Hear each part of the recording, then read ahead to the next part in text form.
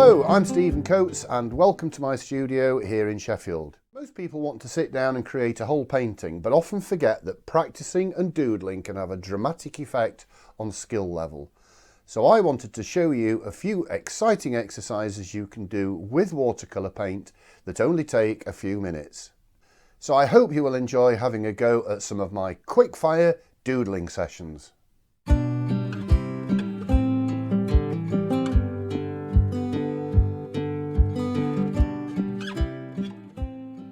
Hello, welcome back, and we're going to do a doodle today, which is going to help you understand three really good disciplines of both drawing and painting.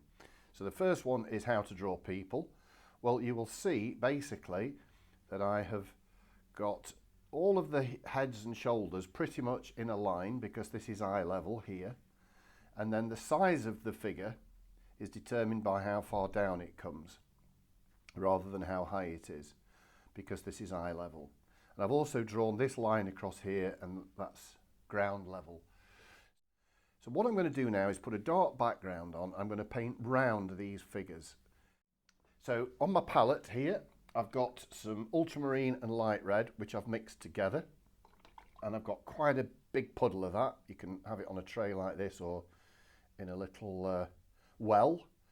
And I've mixed that together, and I've got a lovely big brush. This is my Spearhead number 10, and as you can see, I'm rolling it in the paint and filling it up. So I'm going to start here on this outside edge and just draw the brush across, and I'm going to create a bead. Now what I mean by a bead is some surplus water gathering along this bottom edge. So I've got 3 full brush loads of paint there. And what I'm going to do is just gradually ease the brush across from side to side. I'm holding it down at quite a low angle. But I must keep a bead here at all times. So I'm filling the brush up again. A lot of artists get really worried about having water gathering along the bottom. Well, actually, you need it. If you want to perform this kind of really smooth wash, you need to keep that bead constant. Now we're getting down now where we're approaching the heads of the people. So if I just finish off along there now. So we've still got plenty of paint gathering here in this bead. I'm going to switch brushes now to my number 6. Fill that up with paint as well. And I'm gradually just going to tease that around the head, across the shoulders, and leave a little white gap there. Again, keeping the brush loaded with paint around the shoulders of the figures. Now I am painting, it's important that you know this while I'm doing this, I am painting with the board at a slight angle, and the angle is about 12 to 15 degrees. And you can't do this, follow the bead down like this if you're painting flat. So it's gravity that's pulling the paint downwards and allows us to use this technique. Now I've got to work quickly because I don't want the paint to dry at the top there, and you'll see that this space that I'm leaving around the heads and the shoulders, it's not particularly neat. Doesn't want to be neat. Let's go back to this end. I'll just finish off. I can leave a few, leave that quite rough, and I'm just going to bring that down to that ground level. Probably want a little bit there. So when we get to this stage, you might find a little bit of paint just pooling there in between the heads, shoulders, and a little bit at the bottom. So all you need to do is give the brush a little squeeze. You can use a rag or just between your fingers. That sort of empties the brush of paint, and if you just touch it, it will just remove that little bit of surplus water and paint from the paper. Quite easy to do once you get to the bottom. Now I'm the first to admit that that looks a bit of a mess at the moment. It's not particularly neat, and it looks a little bit nondescript at this stage. But what I have got is a nice smooth transition of paint down there for the background. Next thing to do is to thoroughly dry that off with a hairdryer, and we'll go to the next stage. Okay, I've thoroughly dried that off, and now I'm going to just erase all of my pencil lines. Maybe just apart from just a little trace in the lower part there, so I can just see where my carrots go. But all of that lineage there in that upper part, completely erase it. So now we've got these silhouette, white silhouette shapes set against that dark background. So the next thing is to put some paint on the figures. Right, so we can put whatever colour we want on here. You can choose, but I've got some various colours on the palette here. I've got some burnt sienna. So I'm going to just start with that. Let's put some paint on here. And what I'm doing is I leave a little white space. Like that. Doesn't have to go on particularly neatly. That'll do nicely for that one. Who else is dressed in burnt sienna?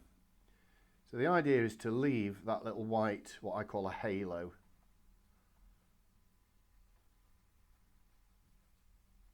And we'll just have one more in that colour.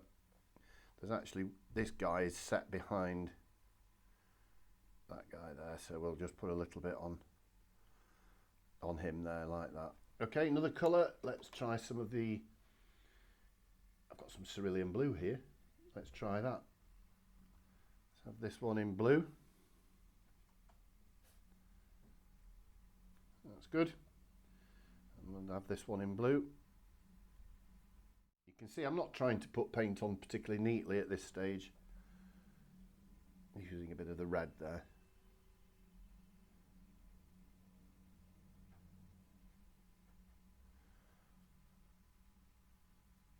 There we go. And let's have somebody actually wearing white. So what we do for that is we'll just use a little bit of grey, a little bit of shadow colour. Just put some creases and folds in that coat there like that. So it'll look like that person's hopefully wearing a white jacket. Right, we just need to choose a colour for that, which I'll probably use the red again for that. This is just the light red.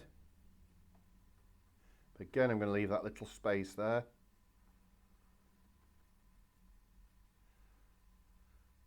And then we'll put some legs on.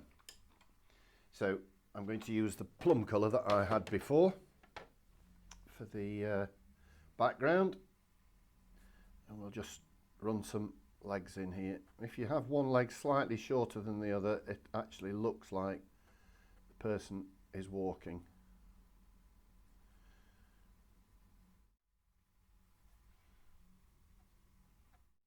And of course we're going to need some heads, and again it's really important to just leave the white halo, a little glow on the top of the head. I've not dried any of this in between. It's just a case of doing a nice quick doodly sort of sketch like that, and you can see the figures now standing out beautifully against that background with the light coming off the shoulders. And of course there is a source of light, so we're going to need a shadow. So shadows will all be in the same direction. We'll come across that way for that one.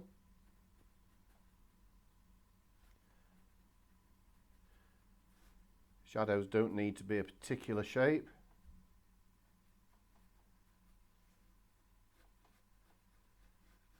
Just represent the bulk of the figures maybe. That one will come across to join that one.